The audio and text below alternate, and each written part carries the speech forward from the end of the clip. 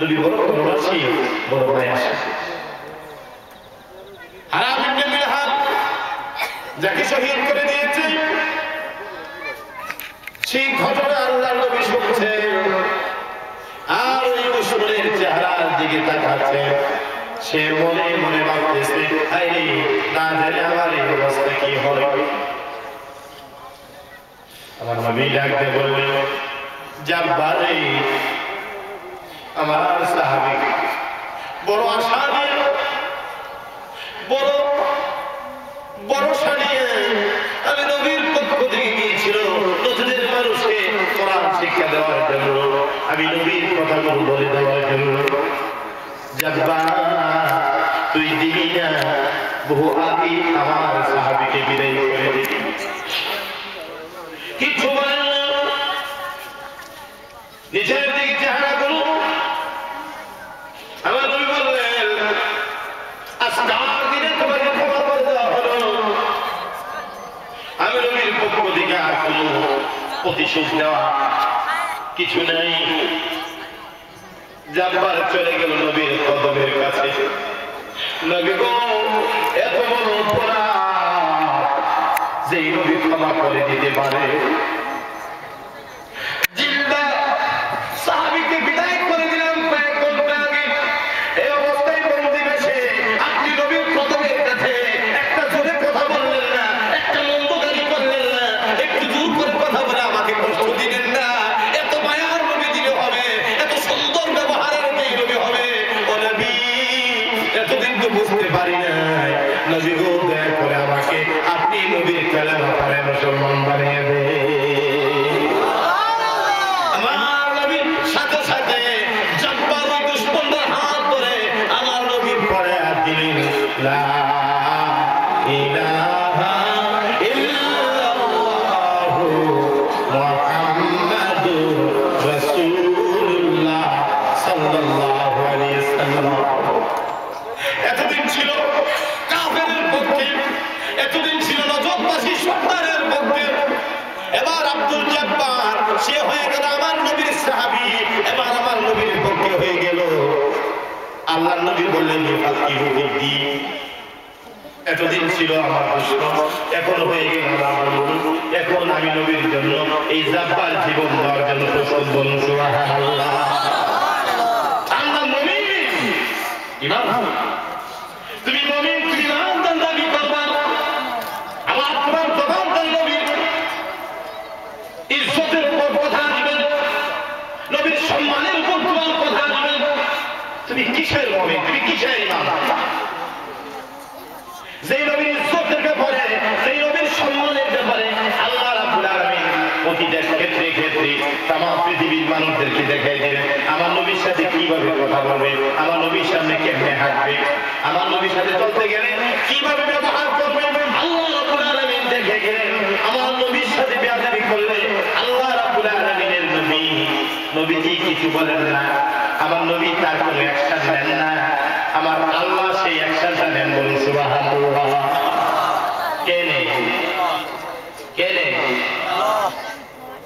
বাবার যদি কেউ অত্যাচার করে সন্তান তার প্রতিশোধ নেয়, ভাইকে যদি কেউ আঘাত করে ভাইয়ের প্রতিশোধ ভাই নেয়। কিন্তু রাহমাতাল লিল আলামিন নবীর ব্যাপারে যদি কেউ দুষ্কৃতিমূলক কথা বলে, নবীর ইজ্জতের উপর যদি কেউ কথা বলে, আমার নবীর ইজ্জতের ব্যাপারে, আমার নবীর সম্মানের ব্যাপারে দুনিয়ার কোন মানুষ তার প্রতিশোধ দিতে হয় না, তার অ্যাকশনটা নেন আমার আল্লাহ সুবহানাহু ওয়া তাআলা। বলুন সুবহানাল্লাহ। কেনে? আল্লাহ। কেনে? আল্লাহ। বহু ঘটনা যাচ্ছি না, কোরআন কারীমে আবু লাহাবের কথা জানেন না?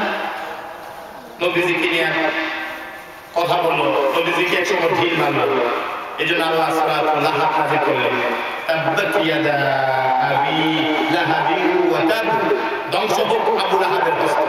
নবীজি কিচ্ছু বলেন নাই, আয়াত নাযিল করলেন কে? আল্লাহ। জানেন দিলেন আমার বন্ধুর ব্যাপারে বললেন আমি আল্লাহ ছাড়বো না। দুনিয়ার মানুষ থাকতে পারে, দুনিয়ার মানুষেরা ছেড়ে দিতে পারে, আমার নবীর ইজ্জতের দায়িত্ব আমি আল্লাহ নিয়ে নিলাম। বলুন সুবহানাল্লাহ। আমার ভাইরা, এই জন্য আল্লাহ রাব্বুল আলামিন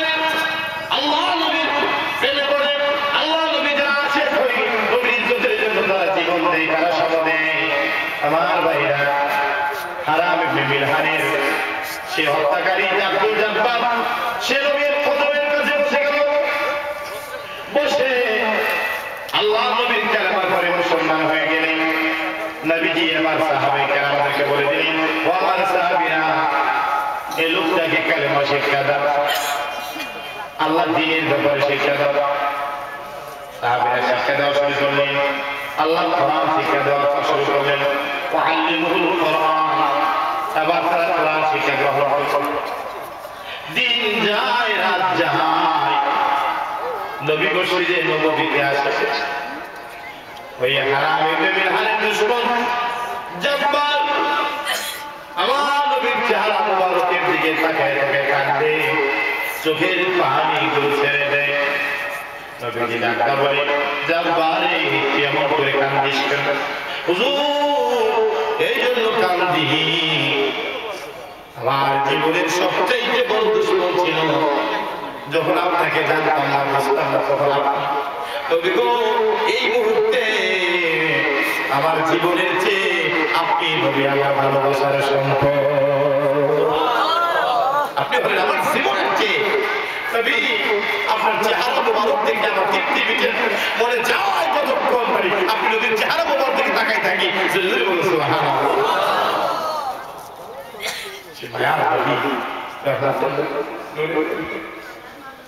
দিন যায় রাত যায়, দুনিয়ার সব কথা বলে ফেললেন, সন্তানের কথা বলে ফেললেন, মায়ের স্ত্রীর কথা বলে ফেললেন, সম্পদের কথা বলে ফেললেন। আল্লাহ নবীর কদমের তলে থেকে থেকে কাঁদলেন, চোখের পানি বলে ফেলেন, নবী আমার এখনো ভয় হয়, আমি যে আপনার সাহাবী হারাম ইবনে মিলহানকে শহীদ করে দিলাম গো নবী, আমাকে আল্লাহ আমার এই অপরাধগুলো ক্ষমা করছে কিনা? আমার নবী বললেন, ইয়াহদি আলাল ইসলাম, মানুষ ইসলাম গ্রহণ করার আগে তুমি যতগুলো অপরাধই করো, যেহেতু আমি নবীর দরবারে সে কালেমা পড়ে মুসলমান হয়ে গেছো, জব্বারে এই কালেমা পড়ার বিনিময়ে আমার আল্লাহ তোমার অতীতের সমস্ত গুনাহগুলো মাফ করে দিয়েছে। আমার ভাইরা, এই রহমতের নবী, মায়ার নবী আজ নিরাই শুয়া শুয়া ইয়া হাবলি ইয়া উম্মতি বলে কাঁদে। জুমার দিনগুলো আসবে, তুমি যদি বেশি বেশি দুরূদ পড়ে, সালাত ও সালাম পড়ে ওই নবীর কাছে নবীর উসিলা দিয়ে যদি তুমি ক্ষমা চাইতে পারো, আল্লাহ রাব্বুল আলামিন ওই নবীর উসিলায় তোমার तमाम জিন্দেগীর গুনাহগুলো মাফ করে দিবে। এইজন্য রমজান মাস আসছে, ওই মাসে বেশি বেশি করে দুরূদ পড়বেন, মিলাদ পড়বেন, মিলাদ পড়াবেন, পরে আল্লাহর দরবারে দোয়া করবেন নবীর আগমনের মাসে উসিলায়, নবীর আগমনের মাসে উসিলায়, মিলাদের উসিলায় আপনার तमाम জিন্দেগীর গুনাহগুলো আল্লাহ মাফ করে দিবে। এইজন্য আসুন এই গভীর রজনীতে যে নবী আগমন করছে সেই নবীর আগমনকে স্বাগত জানাই, আমরা নবীকে সালাম জানাই। ইয়া নবী